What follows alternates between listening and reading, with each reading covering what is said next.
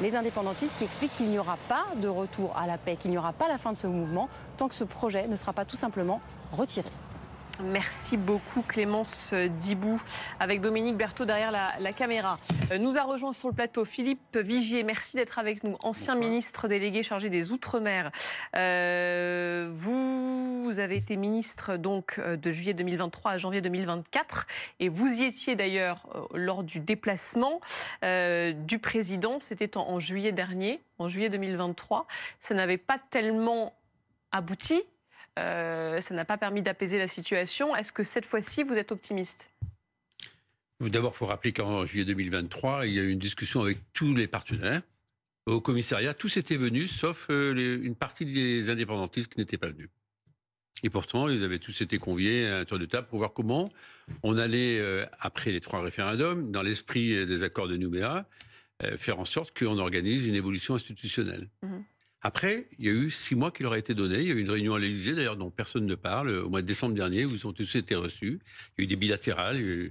Tout le monde était présent ensuite sur une multilatérale pour voir comment on sortait de la situation dans laquelle nous étions. Donc, l'aboutissement des accords de Nouméa, les 3 référendums organisés entre 2018 et 2021 pour bâtir l'avenir. Le texte est passé au Sénat et c'est après le passage à l'Assemblée qu'on connaît les événements dramatiques que nous vivons. Et moi, j'ai d'abord une pensée très ému pour les Calédoniens et ce qui se passe, où il est grand temps que la sécurité revienne, que l'état de droit revienne. 6 personnes tuées, on rappelle, 2 gendarmes. Qu'on puisse quand même, pardonnez-moi, je pense aux soignants, je pense à tous ceux qui vivent là-bas, toutes ces dégradations absolument immenses qui ont eu lieu. Il va falloir aussi penser à reconstruire. 24 heures... Alors effectivement, il l'a rappelé, Emmanuel Macron, il ne se fixe pas de limite. S'il y a besoin de plus, visiblement, il restera un peu plus longtemps. Mais on parle quand même d'un voyage éclair. François Mitterrand, c'était 12 heures en 85. Donc a priori, c'est un peu plus. Mais ce sera utile, selon vous ? C'est indispensable. D'abord, pour ceux qui sont extrêmement attentifs, il y en a qui le sont tout autour de la table, vous les êtes tous. Je vous rappelle qu'il y a eu une question des Républicains la semaine dernière à l'Assemblée nationale, en demandant ce qu'au plus haut niveau, on soit en capacité de reprendre le suivi de ce dossier de la Nouvelle-Calédonie. Le président y est, je crois que c'est un signe très fort. Et déjà, il avait prévu de retarder le Congrès. Maintenant, il s'agit de voir avec toutes les parties prenantes, qu'il avait conviées d'ailleurs la semaine dernière dans une visio qui n'a pas eu lieu, parce que comme vous le savez, certains ne voulaient pas être là, savoir si on peut tracer un nouveau chemin pour les 10, 20, 30 et 40 prochaines années. On arrive au terme d'un processus de 30 ans. Les accords de Nouméa, Matignon, ces accords-là, ils ont été suivis d'effets, puisque je rappelle quand même qu'en 30 ans, pratiquement tous les engagements qui ont été pris par l'État ont été tenus. Là, maintenant, il faut tenir compte de la nouvelle situation. Elle est gravissime. C'est-à-dire qu'il faut entendre les uns et les autres, et il doit y avoir un État neutre, un État impartial, qui soit capable d'accompagner, à un niveau dispositif, une nouvelle perspective. Comment peut-elle s'organiser ? Il y a une chose, moi je veux quand même dire très librement que sur l'affaire du corps électoral, ce n'est pas une surprise, ça n'est pas une découverte. Depuis longtemps, on aurait dû le faire dès 2007. Le corps électoral qui est gelé depuis 1998 pour les élections provinciales. Et il faut expliquer une chose très simple. Vous êtes né en Nouvelle-Calédonie, vous êtes parti 15 ans dans l'Hexagone, vous revenez en Nouvelle-Calédonie, vous ne pouvez pas voter aux élections. Est-ce que vous accepteriez ça sur le territoire français ? Non. D'abord, ce n'est pas une volonté gouvernementale, c'est le Conseil d'État, c'est le Conseil constitutionnel, c'est la Cour européenne des droits de l'homme qui nous a dit « vous ne pouvez pas rester ainsi ». Il faut aussi entendre le message des indépendantistes qui disent quoi ? Que le 3e référendum qui a été organisé, il a été en post-Covid, où il y a eu un boycott, vous le savez, il n'a pas été organisé entre guillemets dans les conditions les plus normales. Donc il faut trouver un chemin entre les uns et les autres, parce qu'on ne pourra pas faire les uns contre les autres. Voilà. Puisqu'on explique donc que depuis, tous ceux qui sont arrivés après 1998 ne peuvent pas participer aux élections provinciales. Pour ceux qui sont arrivés avant 1998, ils peuvent voter. Ceux qui sont arrivés après 1998 ne peuvent pas tous voter.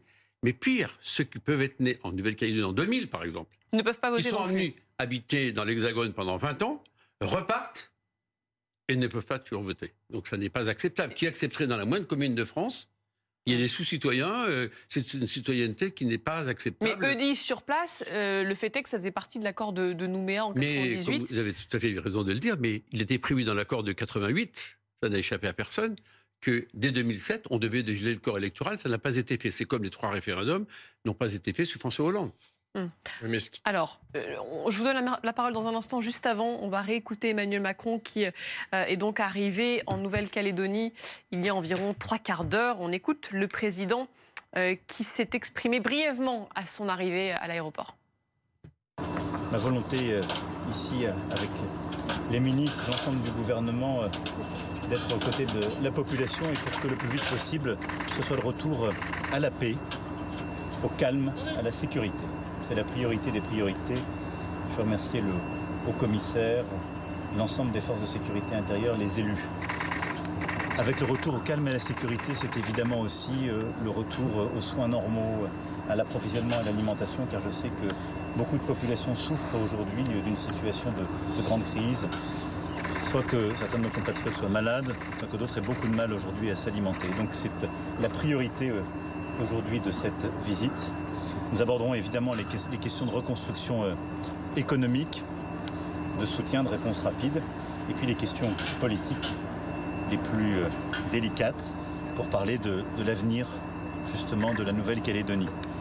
Je vais maintenant me rendre au commissariat et écouter l'ensemble des forces institutionnelles, politiques et économiques coutumières. Et à l'issue de cette journée, des décisions seront prises et des annonces seront faites. Je viens ici, moi, avec en tout cas détermination, tout faire pour que nous ayons le retour au calme, avec aussi beaucoup de respect, d'humilité, et dans un contexte aussi que nous connaissons, en ayant une pensée, je le ferai tout à l'heure, commençant la réunion pour les victimes. Il y aura des annonces, Thierry Arnaud, dit-il, mais avant tout, il veut le retour de l'ordre, il veut le retour de la sécurité. Des annonces et des décisions, effectivement, à l'issue des discussions qui vont avoir lieu tout au long de la journée, puisqu'il arrive, rappelons-le, en raison du décalage horaire, en début de journée, tôt le matin, en Nouvelle-Calédonie. Mais effectivement, le président de la République a commencé par parler des soucis de la vie quotidienne. Les 3 premiers mots-clés qu'il a employés, c'est la paix, le calme, la sécurité, avant effectivement d'évoquer le sort de ceux qui ont beaucoup de mal à se soigner lorsqu'ils en ont besoin ou à se nourrir, ce qui est le cas évidemment, ce qui a été le cas ces derniers jours de beaucoup de monde en Nouvelle-Calédonie, puisque beaucoup de magasins ont été pillés, et ceux qui n'avaient pas été pillés ont vu leur rayon évidemment se vider extrêmement rapidement. Donc voilà quelle était l'intention première du président de la République, fixer le cadre globalement de cette visite, mais vous aurez remarqué, c'est important, qu'il a du coup quand même accordé pas mal de place aux questions économiques, qu'il s'agisse des besoins immédiats, qu'il s'agisse de la reconstruction, parce que c'est évidemment aussi une question que beaucoup de Calédoniens se posent, au-delà de la solution politique, qui évidemment sera âprement débattue et qui ne débouchera sans doute pas très rapidement sur des choses extrêmement concrètes. Il y a des choses très concrètes pour la vie quotidienne qui doivent se remettre en place pour les Calédoniens dans les heures ou dans les jours qui viennent. Et c'est évidemment là-dessus que le président se sait attendu aussi. Et vous le disiez, il n'est pas impossible qu'il sorte le carnet de chèques pour apaiser aussi la situation. Parce qu'il y a au minimum plusieurs centaines de millions d'euros de dégâts. Certains évoquent le chiffre d'1 milliard d'euros, qui est évidemment considérable parce que, je le rappelle, la Nouvelle-Calédonie, c'est un PIB de 10 milliards d'euros à peu près. Donc, vous voyez en proportion ce que ça peut représenter. Et parce que, avant cette crise, l'économie calédonienne était déjà une économie qui souffrait, notamment en raison de la crise du nickel. On en a beaucoup parlé, mais c'est très important. Alors, il y a une forme de paradoxe parce que le nickel, c'est un métal qui est très recherché et qui a beaucoup de potentiel. Mais en tout cas, aujourd'hui, pour des raisons essentiellement conjoncturelles, ça va très mal. Les usines de nickel sont quasiment en situation de faillite. Et il faut savoir que le nickel, ça représente à peu près 20 à 25% des emplois en Nouvelle-Calédonie. Donc, quand le nickel va mal, c'est compliqué de dire que la Nouvelle-Calédonie va bien par ailleurs sur le plan économique.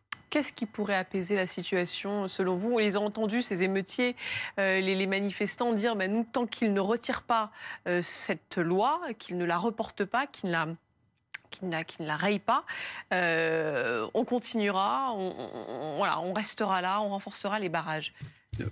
Thierry Arnaud a bien fait de rappeler que le premier message du président, il le fallait, c'était de dire on doit faire en sorte que la vie quotidienne se déroule à nouveau normalement en Nouvelle-Calédonie. Et le fait qu'il soit présent, le fait qu'on ait mis les moyens pour justement faire en sorte, moi j'oublie pas les drames des policiers, des gendarmes qui ont été tués, des civils qui ont été tués, de ces barrages, de ces émeutiers. Donc en fait, il faut passer à une deuxième phase. La reconstruction, on l'évalue à environ 1 milliard d'euros, avec un élément très important, c'est que depuis 30 ans, je rappelle que la plupart des compétences ont été données à la Nouvelle-Calédonie. il n'y a plus que les compétences régaliennes qui sont exercées par l'État. Ça veut dire en clair, ça sera un effort particulier pour un territoire dont on voit qu'il vient d'être dévasté. Alors ensuite, il y a deux chemins. Il n'y a pas 36 solutions. Le premier chemin, c'est est-ce que oui ou non, il va consulter tout le monde. Il y a une capacité, même s'il y avait naturellement le Congrès qui se prononce pour avaliser la réforme du corps électoral, mais je rappelle que cette réforme, elle a un article 2, mais il n'y a pas grand monde qui l'a lu. Dans cet article 2, il est précisé quoi? Il est précisé que dans le cadre d'un accord global politique, notamment avec de nouvelles compétences, de nouvelles décentralisations vers la Nouvelle-Calédonie, qui est dans le territoire ultramarin, dans lequel il y a le plus de compétences qui ont été transférées. Jusqu'à 10 jours avant le scrutin, c'est-à-dire jusqu'en novembre 2025, je dis bien jusqu'en novembre 2025, on peut changer la donne. Sinon, le deuxième chemin, c'est quoi? C'est de dire que pour faire en sorte que l'on puisse à la fois, dans un but de neutralité, écouter les loyalistes, donc ceux qui veulent rester dans la France hexagonale et ultramarine, et les autres qui veulent sortir, on propose à un moment une possibilité d'une autre consultation. Ça peut être un chemin. En tout cas, il faut trouver un chemin de neutralité qui permette... Avec une autre consultation, c'est une option pour vous? C'est une option qui est possible, mais elle doit être validée politiquement parce qu'on ne peut pas repartir. Je voudrais simplement rappeler quelque chose. Au mois de novembre et décembre dernier, chacun savait, dans l'ensemble des partis qui représentent la Calédonie, que l'échéance allait arriver au 1er janvier 2024. Tout le monde le savait depuis 6 mois. On a demandé à tout le monde, dans cette fameuse rencontre de l'Élysée, quelles sont vos propositions d'évolution institutionnelle. Et là-dessus, il n'y a pas eu d'avancée. Pour autant, retrouvons l'esprit de 88, retrouvons cet esprit de neutralité, de reconstruction, comme vous l'avez dit, parce que, pardonnez-moi, qui veut continuer à investir en Nouvelle-Calédonie? Dernier mot sur le nickel. Ce sont 20% des emplois, mais 60% du produit intérieur brut de la Calédonie qui est concerné par le nickel. Mais le nickel, on a un autre problème.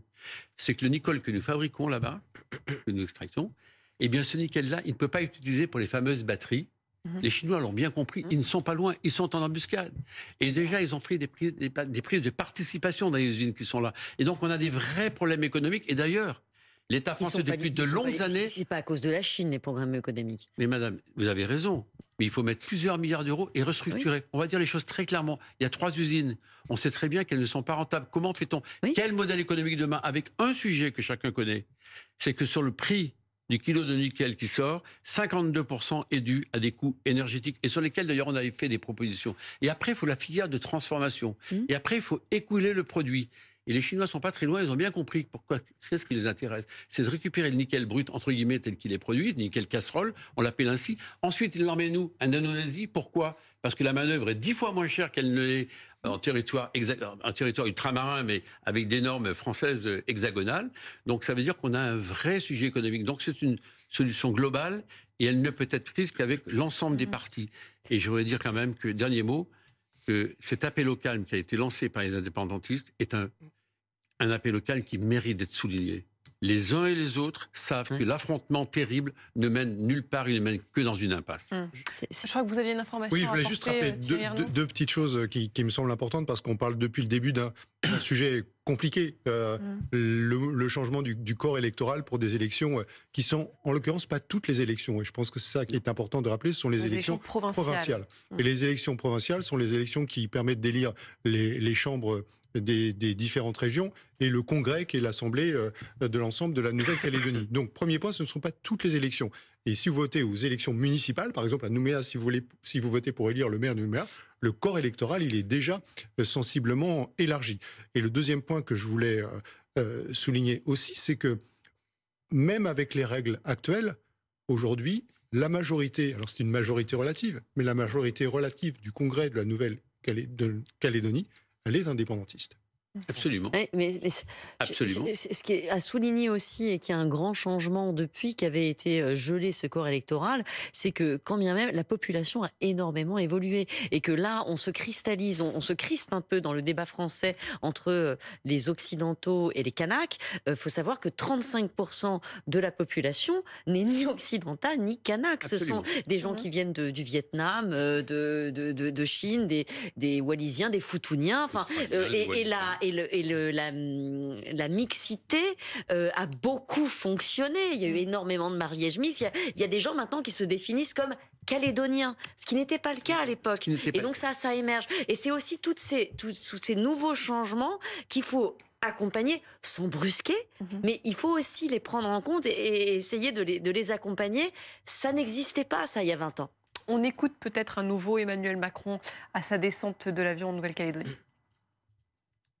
Ma volonté ici, avec les ministres, l'ensemble du gouvernement, d'être aux côtés de la population et pour que le plus vite possible, ce soit le retour à la paix, au calme, à la sécurité.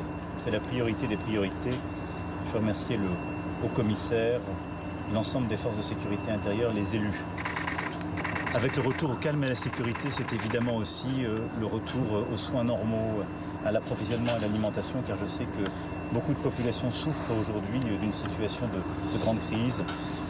Soit que certains de nos compatriotes soient malades, soit que d'autres aient beaucoup de mal aujourd'hui à s'alimenter. Donc c'est la priorité aujourd'hui de cette visite. Nous aborderons évidemment les questions de reconstruction économique, de soutien, de réponse rapide, et puis les questions politiques les plus délicates pour parler de l'avenir justement de la Nouvelle-Calédonie. Je vais maintenant me rendre au commissariat et écouter l'ensemble des forces institutionnelles, politiques et économiques coutumières. Et à l'issue de cette journée, des décisions seront prises et des annonces seront faites.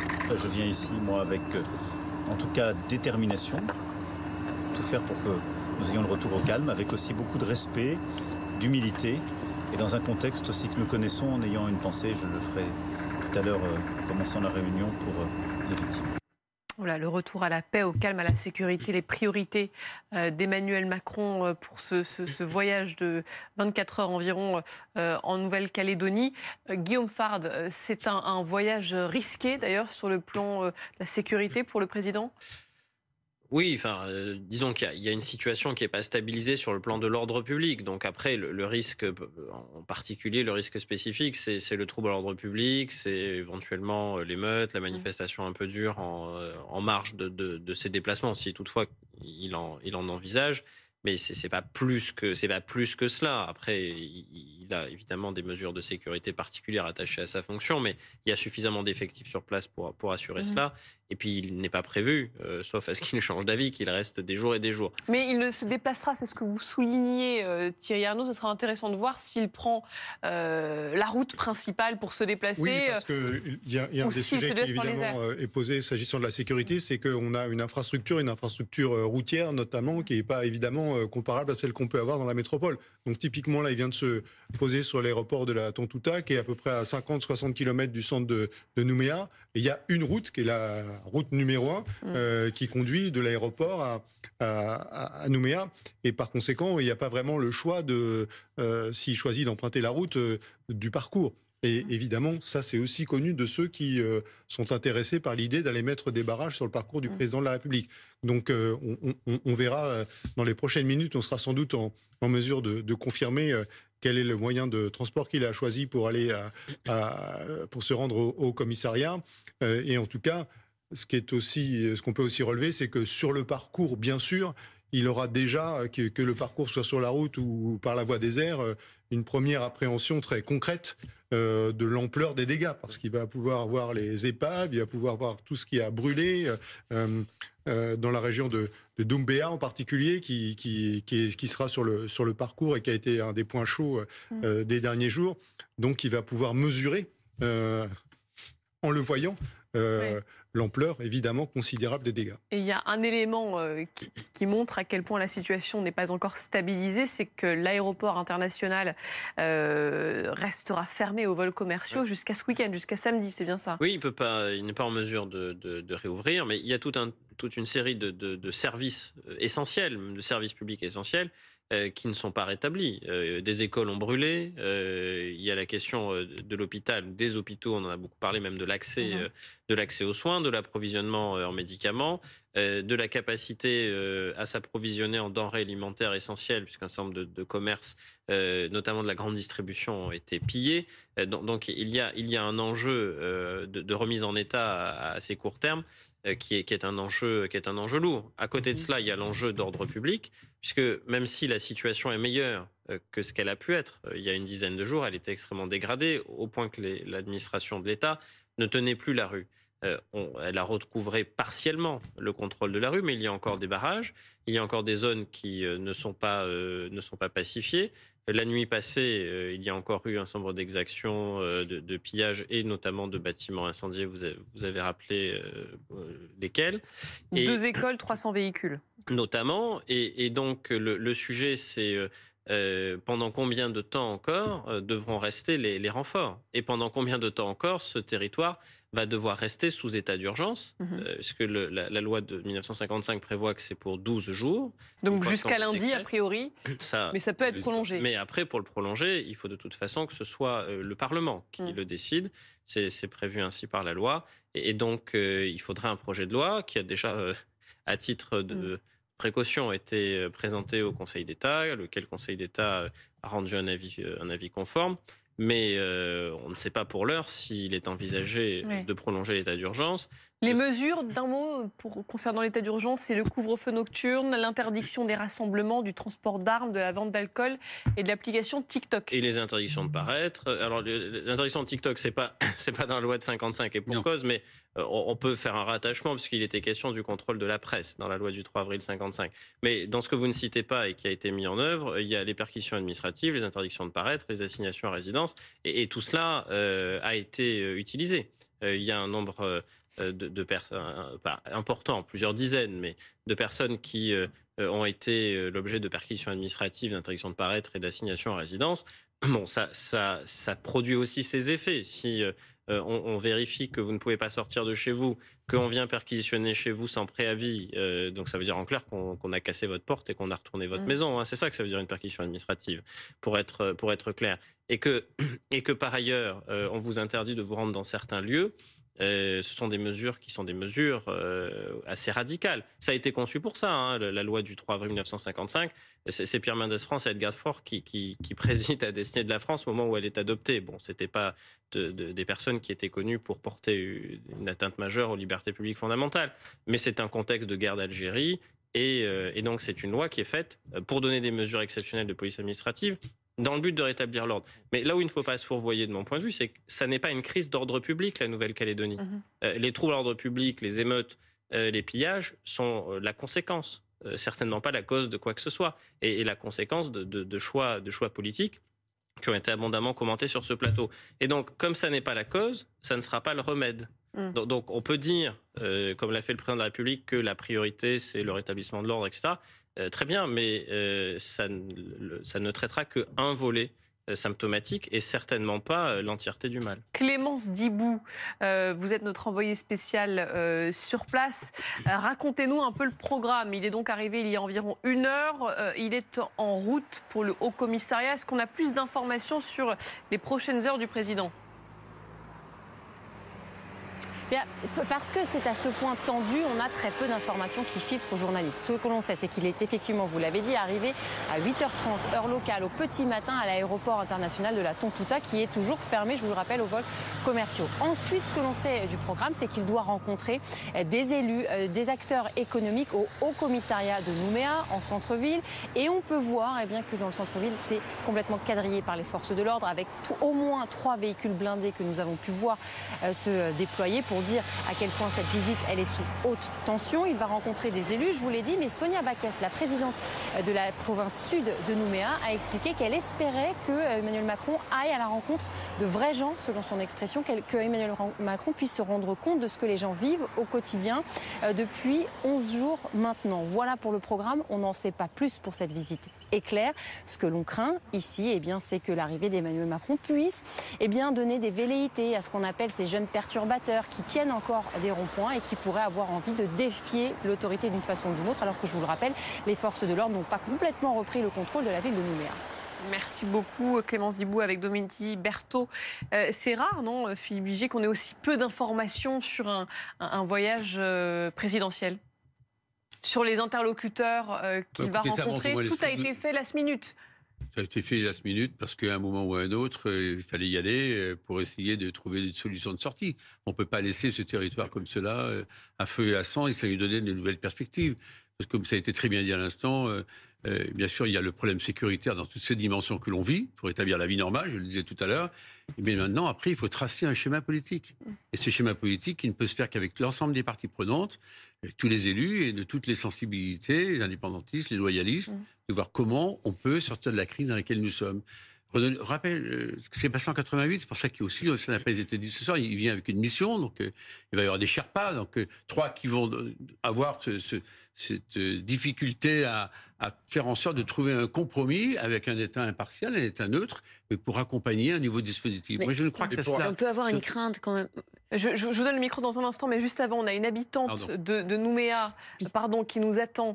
Et donc, j'aimerais qu'on aille la voir. Vous vous appelez Doris. Merci beaucoup d'être avec nous ce soir. Vous attendez quoi, vous, de la visite d'Emmanuel Macron ? Bonjour, parce que c'est le jour chez nous. Écoutez, ce qu'on en attend, clairement, c'est qu'il ne cède pas au terrorisme. Qui mène au bout sa réforme, parce qu'on ne peut pas négocier sous la contrainte, clairement. Sinon, ça serait leur donner raison à dire oui, dès que quelque chose n'ira pas ou que vous n'aurez pas, donc vous n'obtiendrez pas gain de cause, vous pouvez prendre les armes. Et ça, c'est pas possible. Vous les appelez les terroristes excusez-moi, il y a des bandes armées qui nous obligent à rester chez nous. On n'est pas en sécurité dehors. Comment vous appelez ça ? Ils nous mettent en joue sur les barrages. Et quand notre voiture leur plaît assez, ils nous font descendre de la voiture et ils prennent les voitures. Vous appelez ça quoi ? Enfin, c'est incroyable. Ça va faire 10 jours qu'on est cloîtrés chez nous, qu'on fait la queue pour trouver à manger, qu'on ne peut pas aller travailler, que nos enfants ne vont pas à l'école. Excusez-moi, il y a des bandes, des milliers de jeunes qui sont dans les rues, armés, on veille la nuit pour protéger nos quartiers. Pour moi, c'est du terrorisme. Alors justement, vous dites on veille la nuit pour protéger nos quartiers. Comment vous protégez, comment vous vous défendez ? En fait, on fait des veilles de nuit avec des rondes, avec 2 barrages, 2 barricades, on va dire 2 barricades de fortune, parce que franchement, on n'a pas d'armes, on n'est pas équipés. Nous, on ne veut pas la guerre, nous, on veut la paix. Mais on a des vigies sur les toits, on a des vigies embusquées dans un appartement, enfin cachées dans un appartement pour surveiller les accès qui ne viennent pas en bande. Et puis on fait des tours de garde. Alors certains travaillent, certains sont épuisés. Alors il faut absolument qu'on puisse se reposer dans la journée, mais pour ceux qui travaillent, c'est compliqué. Donc oui, les gens sont fatigués, ça fait 10 jours encore une fois. Donc 10 jours et 10 nuits. Donc la situation n'est pas tenable aujourd'hui. Alors on remercie le président Macron de se déplacer, c'est preuve qui prend en considération la Nouvelle-Calédonie, et on en est très heureux. Mais par contre, je m'interroge, j'ai peur de la tournure que ça peut prendre. C'est-à-dire que ça dégénère un peu plus ? Oui. Alors deux choses. C'est que ça dégénère en fonction de la tournure des événements et de leur position, et surtout de cette position qui est de dire écoutez, on veut l'apaisement, on veut le calme, donc on va se mettre autour d'une table, mais c'est quoi ? C'est discuter avec un pistolet sur la tempe ? Je sais pas, mais pour moi, le parallèle ou l'image est peut-être choquante, mais c'est un peu ce qu'on vit aujourd'hui. C'est-à-dire qu'aujourd'hui, j'ai ma mère, encore une fois, qui a 88 ans, qui est à Boulari. Elle est seule, ça fait 10 jours qu'elle est seule. Heureusement, j'ai des voisins auprès desquels j'ai pris contact pour maintenant, au bout de 10 jours, forcément, hein, il faut lui donner des vivres. Donc voilà, enfin, on est là, quoi. Je ne peux toujours pas aller voir ma mère. Donc moi, c'est ce dont j'ai peur, c'est qu'ils négocient sous la contrainte. Et puis, la prochaine fois, ils s'en sentiront plus forts. Je parle des indépendantistes. Pour la prochaine fois qu'ils veulent obtenir quelque chose, c'est de dire, oui, on peut reprendre les armes, ça a fonctionné. Vous aviez déjà vu une situation aussi tendue en Nouvelle-Calédonie depuis que vous y êtes? Vous y êtes depuis quand d'ailleurs? Alors, je suis née en Nouvelle-Calédonie. Et donc, j'ai connu les événements de 84 et 88. Donc, j'avais 11 ans. Donc, là où on habitait là où habite ma mère, toujours. Donc, à Boulari, entre Saint-Louis, la tribu de Saint-Louis et la tribu de la Conception, qui sont quand même deux tribus actives. Alors, on avait ma maîtresse qui m'a passé au-dessus des barrages pour le spectacle de fin d'année. Mes parents étaient restés de l'autre côté du barrage et qui nous avait repassé après parce qu'elle habitait à côté de la tribu de Saint-Louis. C'était une Européenne, hein. Mais comme elle les connaissait bien, voilà. Donc j'ai connu tout ça, où mon père a débroussé derrière pour avoir plus de vues sur les brousses parce que derrière, il y avait un genre de petite forêt, donc il fallait avoir la visu, ou s'il y avait du feu, qu'on se protège. On a eu tous ces dispositifs-là. Mais disons que c'était... on était dans un quartier sensible, mais les quartiers sud étaient beaucoup plus protégés. C'était en brousse qu'il y avait des sujets aux événements de 84 et 88. C'était pas cette... et puis, c'était pas tous ces jeunes. Là, c'est ce phénomène de jeunes. Il y avait 15, 30 jeunes qui traînaient dans les quartiers sans aucun adulte. Des jeunes de 14, 15 ans. Et ça, c'est terrifiant. Alors, je veux pas non plus excuser la CCAT, hein, attention, parce que je pense qu'il y a de tout. Hein. Ils ont quand même été initiateurs de ces émeutes, pilotées par leur parti indépendantiste, hein, bien évidemment. Hein, c'est pas un groupuscule isolé. Hein. Mais oui, c'est complètement différent. On sent qu'il y a une jeunesse désœuvrée. Et puis là, clairement, ils sont attaqués au poumon économique de Ducos. Hein. Il est dévasté, dévasté. Et vous dites pas d'évolution depuis 10 jours, malgré l'arrivée de renforts, 1131 policiers et gendarmes en plus. Alors, ça, c'est terrifiant. Alors, il y a moins de feux, mais il y en a encore. Preuve en est, hier, 2 grosses entreprises ont été ravagées par les flammes. C'est quand même terrifiant pour un chef d'entreprise de se dire « j'ai réussi à passer entre les gouttes » et 10 jours après, voir son entreprise brûler. C'est-à-dire qu'il y a des zones de non-droit qui n'est pas encore repris par les forces de l'ordre. Je ne vous parle même pas des quartiers. Donc non, l'ordre est loin d'être revenu, la sécurité non plus.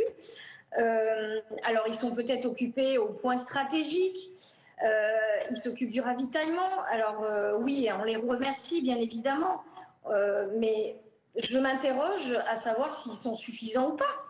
Parce que 10 jours après, pour nous résidents, on a des amis aussi qui sont à Caméré dans les quartiers de Ducos. Et ils ne peuvent pas sortir de chez eux, ils sont terrés chez eux, mais même pour s'alimenter. Hein. Parce que là-bas, c'est des zones de non-droit et très, très dangereuses. Vous restez avec nous, Doris. J'aimerais faire réagir Philippe Vigier, qui est l'ancien ministre délégué chargé des Outre-mer. Votre réaction quand on entend quand même le désarroi de ses habitants? Je l'ai exprimé tout à l'heure. Il faut imaginer que la Calédonie a été dévastée.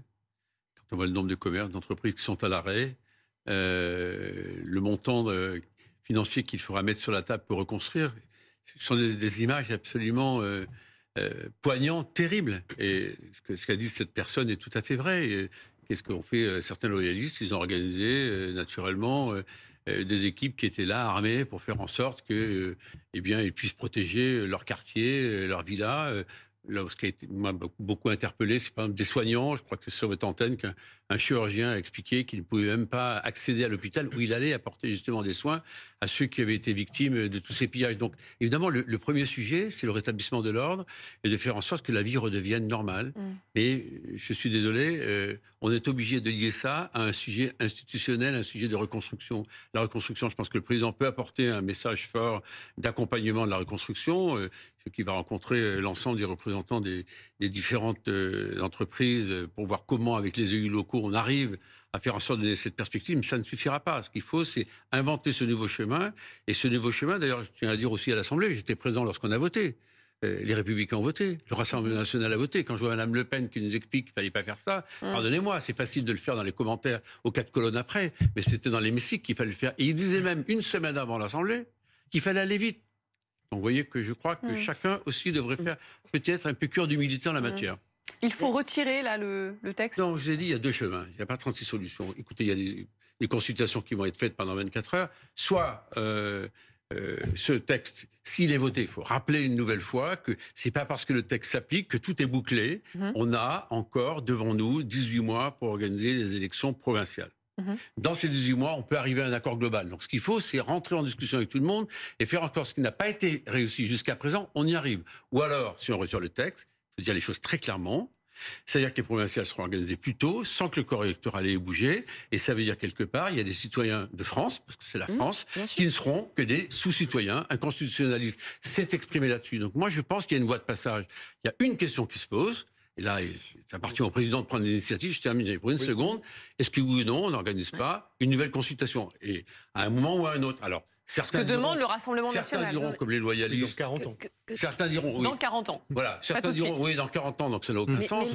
Mais certains diront, comme les loyalistes, on a fait 3, donc c'est terminé. Si c'est le chemin de la paix, personne ne sortira gagnant tout seul. Bien sûr. Rappelez-vous Djibaou, rappelez-vous Lafleur. Djibaou, ses 2 frères ont été tués. Il a su avoir cette grandeur d'âme pour dire le Caillou avant tout, la Calédonie avant tout. Donc, à un moment, et vous l'avez très bien dit tout à l'heure, il y a des familles entre les Caldoches et les Kanaks qui sont mariés, vivent ensemble, ils sont dans les mêmes quartiers. Là, il y a eu une cristallisation. Cette cristallisation, d'ailleurs, il y a aussi un peu d'instrumentalisation. Et il y a eu surtout des jeunes de 13 à 18 ans qui échappent complètement au contrôle des indépendantistes et qui se sont livrés à toutes les exactions possibles. Moi, je trouve on dit souvent que le président de la République arrive en disant « je décide de terminer ». Non, là, il s'est mis dans une posture d'écoute totale et puis, écoutez, il prendra ses décisions d'ici 30 heures. En tout cas, il n'y a que ces 2 possibilités-là et les 2, je crois, sont structurées. Géraldine Wassner. Non, je pense qu'effectivement, c'est assez terrible d'écouter Doris qui nous racontait son quotidien. Et c'est poignant. On sent beaucoup de souffrance, beaucoup d'épuisement. Et en même temps aussi, on sent déjà ce début de durcissement où s'éloigne, tant que ces situations perdurent, s'éloignent les possibilités d'un dialogue. Où on sent cette rancœur vis-à-vis du coin adverse qui a bloqué. Donc la nécessité d'un dialogue apaisé apparaît mais absolument centrale. Et quel que soit le prix, en fait, on a envie de dire, quel que soit le prix, c'est tant pis si ça doit coûter une réforme électorale qui de toute façon adviendra, parce qu'on le disait tout à l'heure, la population évolue, c'est la loi démographique, que cette réforme électorale sera appliquée un jour ou l'autre, dans 2 ans, dans 3 ans, dans 6, qu'importe. Mais est-ce que la faire appliquer tout de suite dans 6 mois nécessite de mettre un pays à feu et à sang plutôt que d'attendre 5 ans? C'est ça la question finalement. Parce que ça viendra, soyez-en certains. Vous savez, on parle beaucoup de la lettre des accords de Nouméa et de ces fameux 3 référendums et ensuite de cette grande réforme institutionnelle, etc. Mais il y avait aussi l'esprit, en fait, de cet accord de Nouméa. Et quand vous le lisez, ce que reconnaît cet accord de Nouméa, elle reconnaît, la colonisation, c'est-à-dire le fait que vous avez des Européens qui arrivent en Nouvelle-Calédonie sur lesquels il y a, terre sur laquelle il y a déjà en fait des habitants, un peuple autochtone auquel ce texte, cet accord de Nouméa reconnaît une identité, l'identité du peuple kanak, et c'est très important. Et tout à l'heure, Monsieur Vigier, vous disiez, mais vous vous rendez compte, le dégel du corps électoral, c'est obligatoire, les gens qui habitent là depuis longtemps, etc. Moi, je pose vous avez dans une certaine mesure tout à fait raison, mais en fait, on peut retourner dans l'autre sens et écouter en fait ce que disent les gens qui sont aujourd'hui révoltés et qui disent, mais nous sommes kanak et nous avons l'impression de nous faire voler notre terre. Et c'est vrai, et c'est aussi vrai, les peuples autochtones ont aussi des droits qui sont reconnus dans les plus grandes institutions internationales. Et c'est tout à fait raison, c'est pour ça qu'il faut trouver un dialogue. Je terminerai sur une chose, c'est qu'il s'est passé aussi des choses ces derniers temps dont on n'a pas parlé, mais par exemple Bruno Le Maire est allé en Nouvelle-Calédonie en novembre 2023, il est arrivé, il a proposé un pacte il a quasiment imposé un pacte nickel. C'est-à-dire qu'il a dit aux entreprises, maintenant, on va vous donner de l'argent, mais vous allez faire plus de nickel. Enfin, vous allez sortir plus de minerais.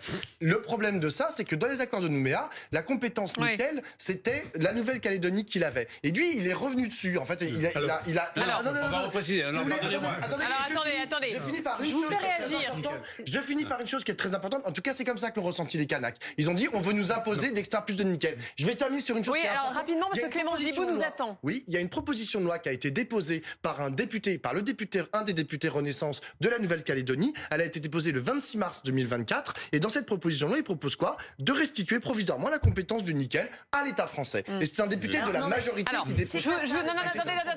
Attendez, je vous donne vous aurez le droit de réponse dans 1 ou 2 minutes. Mais juste avant, Clémence Dibou, qui est sur place, nous attend. Donc j'aimerais quand même lui donner la priorité. Clémence, vous suivez donc le déplacement d'Emmanuel Macron. Que sait-on de la suite ? Ce que je peux vous dire déjà au niveau du décor et de l'image, et on sait à quel point l'image et la symbolique est forte dans ce voyage historique, c'est qu'Emmanuel Macron, ce qu'il va voir ici à Nouméa, ce sont des feux, des incendies. Il y en a un qui vient de se déclarer un peu au loin, vous le voyez sur les images de Domitille-Berthaud. On a vu tout à l'heure des pompiers escortés par des policiers partir en cette direction, probablement pour éteindre ce feu.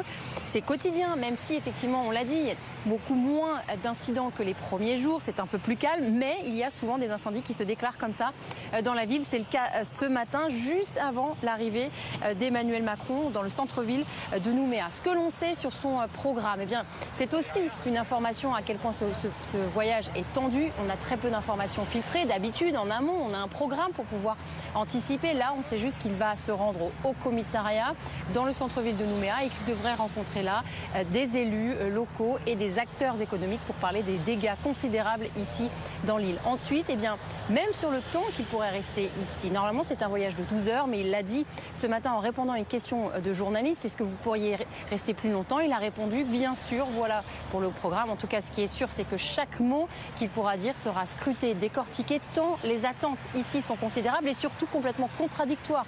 D'un côté, les loyalistes qui voudraient avoir du soutien pour maintenir cette réforme électorale. De l'autre, les indépendantistes qui ont déjà expliqué qu'ils avaient demandé aux jeunes de se calmer, mais que si Emmanuel Macron ne faisait pas un geste pour retirer ce projet électoral, il n'y aurait aucune fin de mouvement à venir. Merci Clémence Dibou avec Domitille-Berthaud. Je vous l'avais promis, vous avez le droit de répondre à Pablo Piovivien, Vigier. Simplement, sans esprit polémique ni rien, sur le nickel. Je rappelle, voilà une traduction des accords de Nouméa. On a donné aux provinces la compétence économique et notamment l'autorisation des droits miniers.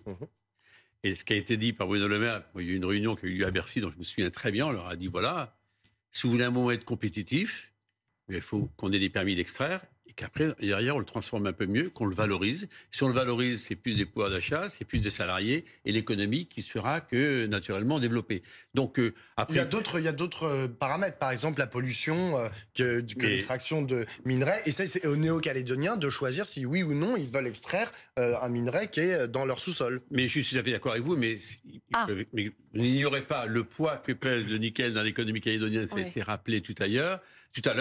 Il faut bien comprendre aussi que derrière la Nouvelle-Calédonie, il faut lui donner des perspectives de développement. Moi, j'entends... Une image, pardonnez-moi, il faut qu'on commente aussi ce qui se passe. J'entends le discours des indépendantistes, mais aussi, si on veut prendre une indépendance totale, on assume complètement l'indépendance. Ils veulent pas... Thierry Arnaud. Mais c'est pas ce que disent les Kanaks. Ils veulent discuter. Que voit-on sur ces images, Thierry?